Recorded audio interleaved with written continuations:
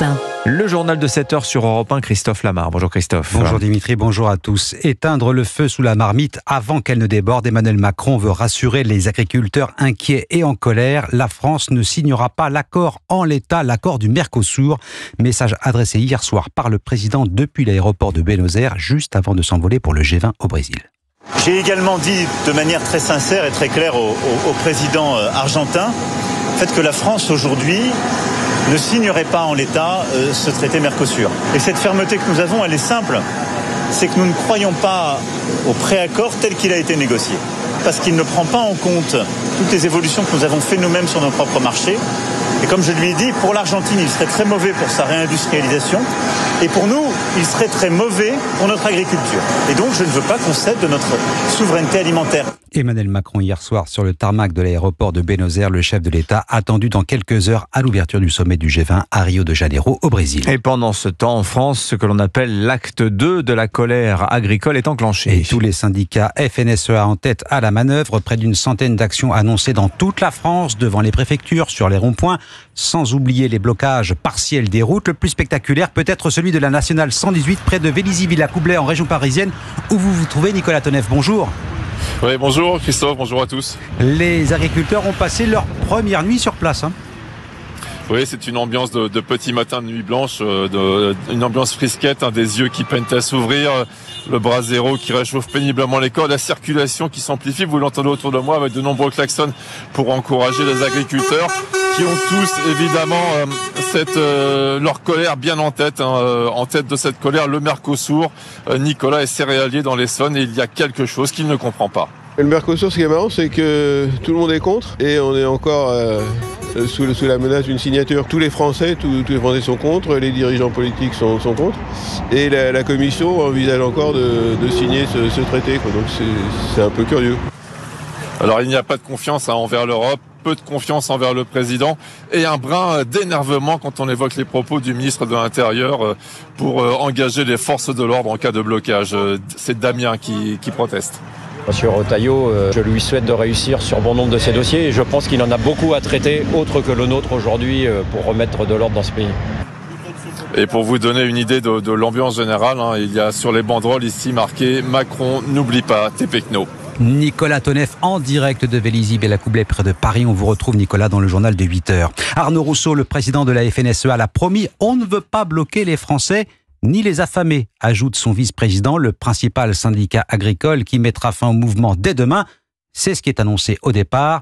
Gare à ceux qui voudraient jouer les prolongations, prévient déjà le ministre de l'Intérieur, Bruno Retailleau. Le droit de manifester, c'est un droit constitutionnel, évidemment, mais il y a des limites. Pas d'atteinte aux biens, pas d'atteinte, à plus forte raison, aux personnes, et pas d'enquistement, pas de blocage durable. Parce que sinon, ce sera tolérance zéro. Le ministre de l'Intérieur, Bruno Retailleau, le refus du Mercosur n'est pas l'unique motif de la contestation agricole.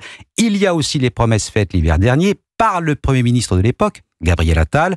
Moins de normes, plus de revenus. Les agriculteurs ne voient rien venir. Et voilà Michel Barnier, l'actuel Premier ministre, accusé de faire traîner les choses, Arthur Delaborde. Abondance de normes, surtransposition ou encore suradministration. Sur tous ces sujets, 10 mois après la crise qui a secoué le monde agricole, Michel Barnier se retrouve comptable des promesses faites par Gabriel Attal. On tient tous les engagements, assure le Premier ministre, qui est malgré tout ciblé par l'entourage de son prédécesseur. Michel Barnier aurait dû ériger la loi d'orientation agricole en priorité. Il a trop attendu pour la présenter au Sénat. C'est une faute grave qui pourrait nourrir une crise d'ampleur, tacle un proche de Gabriel Attal. À cause de la dissolution, l'examen de ce texte élaboré pour répondre à la colère du secteur a pris beaucoup de retard, ce qui agace profondément les agriculteurs. Le gouvernement de Michel Barnier a d'abord temporisé avant d'annoncer que la loi d'orientation agricole reprendrait finalement son chemin au Sénat à partir du 14 janvier. Pour aller plus loin, Matignon pourrait aussi décider de soutenir en parallèle un texte élaboré par 2 sénateurs de droite avec l'objectif de remettre à plat les points les plus contestés de la réglementation. Arthur Delaborde du service politique d'Europe Europe 1 et avis de gros temps sur le front social pour le gouvernement. Les agriculteurs aujourd'hui et demain. Les agents de la SNCF prendront le relais dès mercredi soir 19h et jusqu'au vendredi 22 au matin. Mouvement de grève contre le démantèlement de fret SNCF. Vous écoutez Europe 1 matin, il est 7h05. Dans l'actualité ce lundi, également enquête pour meurtre ouverte en Haute-Savoie après la mort d'un jeune de 17 ans. L'adolescent a été tué par balle hier après-midi lors d'une bagarre dans le centre de Rumilly. Un autre jeune de 20 ans a été grièvement blessé. Son pronostic vital est engagé. À Crépol, dans la Drôme, le village n'a pas oublié un autre drame. Cela fera 1 an demain que Thomas a été tué à coups de couteau lors d'un bal.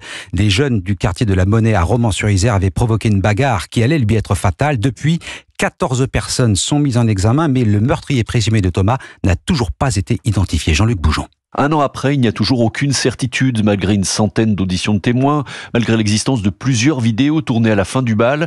Les enquêteurs ne sont pas encore parvenus à identifier l'auteur du coup de couteau mortel, car les faits sont très confus, affirme maître Élise Réjaco, qui défend 2 mises en examen. C'était une soirée où la plupart des protagonistes étaient alcoolisés. Il faisait extrêmement sombre, on était en fin de soirée. À ce moment-là, on n'est pas en mesure de pouvoir donner un témoignage clair et circonstancié des événements qui se sont produits ce jour-là. Par contre, s'il y a bien une chose qu'il ressort de l'enquête, c'est que on n'était absolument pas sur une attaque qui était préméditée, coordonnée et planifiée. Ce vers quoi on va tendre, c'est que c'est une bagarre de balles qui a malheureusement dégénéré de façon tragique. Le ressenti d'Emmanuelle Place, une des organisatrices du bal, est exactement inverse. Pour nous, c'est quelque chose qui a été volontaire. C'est pas quelque chose qui est arrivé sur le fil ou non. C'était volontaire, organisé. Ils étaient nombreux. Les gendarmes sont arrivés, ils avaient tous fui.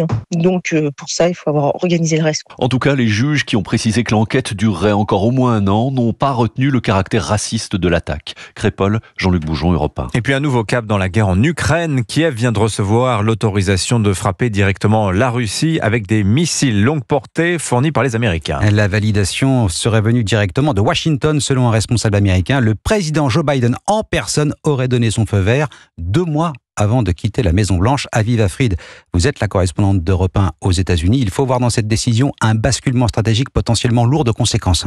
Oui, cela faisait des mois que les Ukrainiens suppliaient Joe Biden de les laisser utiliser des missiles à longue portée, capables d'atteindre des cibles à 300 km pour frapper en territoire russe. Jusqu'à présent, les États-Unis avaient bloqué la puissance de feu ukrainienne par peur des représailles russes, Vladimir Poutine ayant déclaré que l'utilisation de ces missiles équivaudrait à un acte de guerre de la part des États-Unis. Mais la présence d'un contingent nord-coréen aux côtés des militaires russes a précipité la décision de Washington. Alors les frappes ukrainiennes devraient pour l'instant être limitées à la région de Koursk, mais en donnant son feu vert à 2 mois de la fin de son mandat, le président américain donne l'impression de vouloir forcer la main de son successeur, qui a promis de réduire l'aide à l'Ukraine. Joe Biden espère aussi permettre à l'Ukraine d'être dans une position plus solide en vue d'éventuelles négociations. Un pari risqué. Avec ce nouveau revirement dans sa stratégie, Joe Biden donne surtout l'impression de jouer son va-tout dans un dossier qu'il ne maîtrise plus, avec un parfum, d'après moi, le déluge. Aviva Fried, correspondante d'Europe 1 aux États-Unis. Les sports, le football, la France impose 3-1 face à l'Italie à Milan.